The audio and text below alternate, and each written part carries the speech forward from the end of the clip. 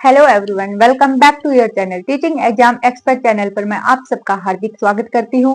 आज की वीडियो में हम टॉपिक करेंगे समास। समास क्या है, समास के कितने भेद है, इसके बारे में हम जानेंगे। देखो, समास समास क्या होता है? शब्दों के मेल से, यानी समास का निर्माण कैसे होता है? शब्दों के मेल से, शब्दों के मेल से। ओके, और शब्द भी कैसे होंगे? सार्थक शब्द की उत्पत्ति करेगा। दो या दो से अधिक शब्दों से मिलकर एक नए सार्थक शब्द की उत्पत्ति होती है, वो क्या कहलाता है? अपना समास कहलाता है। दो या दो से अधिक, दो या दो से अधिक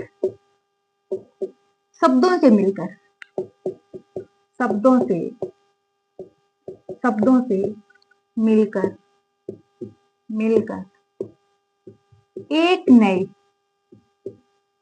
एक नए सार्थक शब्द की उत्पत्ति होती है।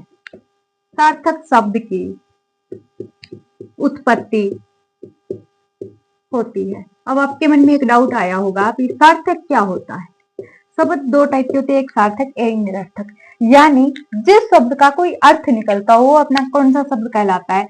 वो अपना सार्थक शब्द कहलाता है, यानी अर्थपूर्ण शब्द। कौन सा? अर्थपूर्ण शब्द।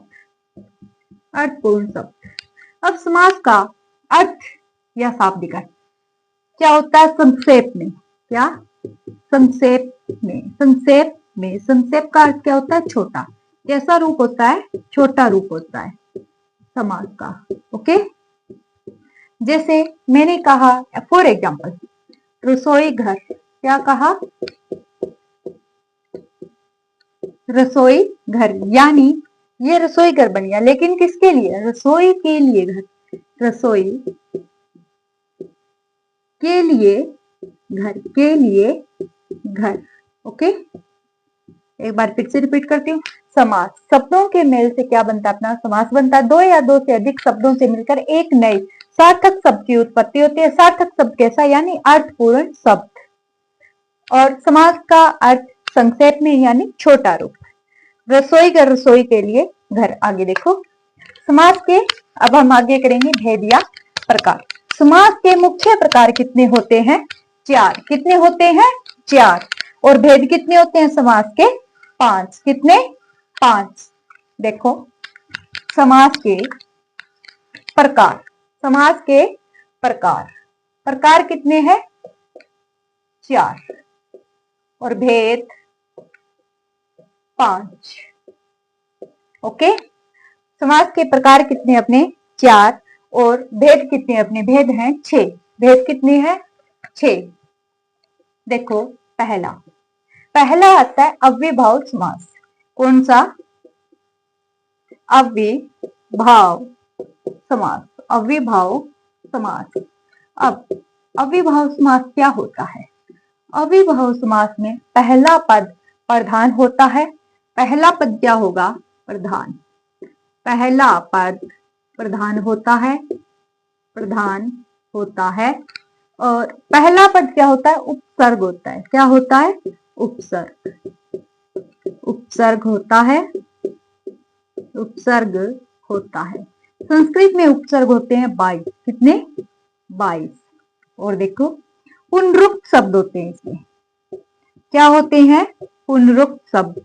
पुनरुक्त का अर्थ होता है शब्दों की बार बार आवृत्ति होना। एग्जाम्पल देखो, अव्ययभाव समास के एग्जाम्पल,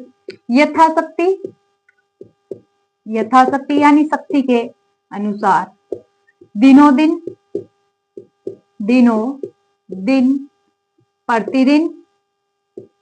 प्रतिदिन और आमरण या फिर हाथों हाथ। जैसे देखो, एक बार फिर से रिपीट करती हूँ। अव्ययभाव समास पहला पद क्या होता है? प्रधान होता है। और पहला पद उपसर्ग होगा। उपसर्ग संस्कृत में कितने होते हैं अपने? 22 होते हैं। और पुनरुक्त शब्द होते हैं, जैसे शब्दों की बार बार आवृत्ति होना। एग्जाम्पल क्या है? यथाशक्ति, दिनों दिन, प्रतिदिन, आमरण और हाथों हाथ। ओके, अब हम करते हैं दूसरा समास। दूसरा आता है तत्पुरुष समास। कौन सा समास? तत्पुरुष समास। तत्पुरुष समास क्या होता है? तत्पुरुष समास में दूसरा पद प्रधान होता है। दूसरा पद क्या होगा अपना? प्रधान होगा। तत्पुरुष समास में दूसरा पद अपना प्रधान होगा। तत्पुरुष समास ये अपना कौन सा है? दूसरा समास है। तत्पुरुष समास में दूसरा पद प्रधान। पहला पद गौण रहता है। पहला पद क्या रहता है? गौण रहता है। पहला पद गौण। ओके, आगे देखो। तत्पुरुष समास के 6 भेद होते हैं। कितने भेद? 6 भेद। द्वितीय विभक्ति से लेकर सप्तमी विभक्ति तक, यानी कर्म तत्पुरुष से लेकर अधिकरण तत्पुरुष तक। अधिकरण तत्पुरुष तक। अधिकरण तत्पुरुष तक। कर्म तत्पुरुष, करण, संपदान तत्पुरुष, अपादान तत्पुरुष और संबंध तत्पुरुष और अधिकरण तत्पुरुष। इस प्रकार से ये 6 भेद हो जाते हैं। और तत्पुरुष समास कारक से जुड़ा हुआ होता है। कारक से जुड़ा हुआ। फॉर एग्जाम्पल तुलसी कृत यानी तुलसी के द्वारा रचित। वाल्मीकि कृत, वाल्मीकि के द्वारा रचित। ओके, आगे हम करते हैं तीसरा भेद। इसका तीसरा है द्विगु समास। कौन सा? द्विगु समास। तीसरा आएगा अपना द्विगु समास। द्विगु समास में क्या होता है? पहला पद संख्यावाची होता है। द्विगु समास तीसरा भेद कौन सा आएगा अपना? द्विगु समास। द्विगु समास इसमें क्या होता है? पहला पद संख्यावाची होता है। पहला पद संख्यावाची होता है। पहला पद क्या होता है? संख्यावाची होता है। फॉर एग्जाम्पल नवग्रह, चारपाई,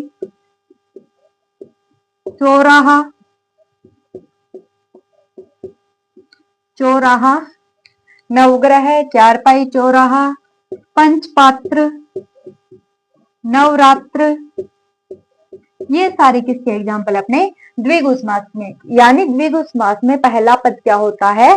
संख्यावाची होता है। आगे देखो, चौथा आता है अपना द्वंद्व समास। क्या आएगा? द्वंद्व समास। चौथा भेद आएगा अपना द्वंद्व समास। चौथा द्वंद्व समास। इसमें क्या होता है? इसमें विलोम होता है। विलोम यानी एक दूसरे का उल्टा। विलोम। दोनों पद क्या होते हैं? प्रधान। दोनों पद प्रधान होते हैं। इसमें जब हम समास का विग्रह करते हैं तो और, अथवा, व का यूज होता है। और इसमें योजक चिह्न का क्या होता है? यूज होता है। योजक चिह्न का क्या होता है? यूज होता है। देखो, द्वंद्व समास चौथा भेद है अपना द्वंद्व समास। इसमें विलोम होता है, यानी एक दूसरे का उल्टा। दोनों पद क्या होंगे? प्रधान होंगे। और अथवा व होता है। और योजक चिह्न का इसमें क्या होता है?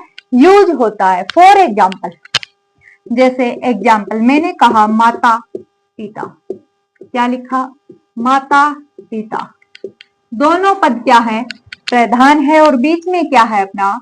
योजक चिह्न का प्रयोग हुआ है। बीच में किसका प्रयोग हुआ है? योजक चिह्न का प्रयोग हुआ। और बोलते टाइम क्या बोल रहे हैं? माता और पिता। भाई बहन, भाई बहन, भाई बहन, पति पत्नी, ये सारे किसके एग्जाम्पल है? अपने द्वंद्व समास के एग्जाम्पल हैं। आई होप आपको जो मैंने आज करवाया है समास का टॉपिक, जितना भी करवाया वो आपको समझ आया होगा। ओके, ये है आपका समास पार्ट 1। मिलते हैं नेक्स्ट वीडियो में। Thank you so much.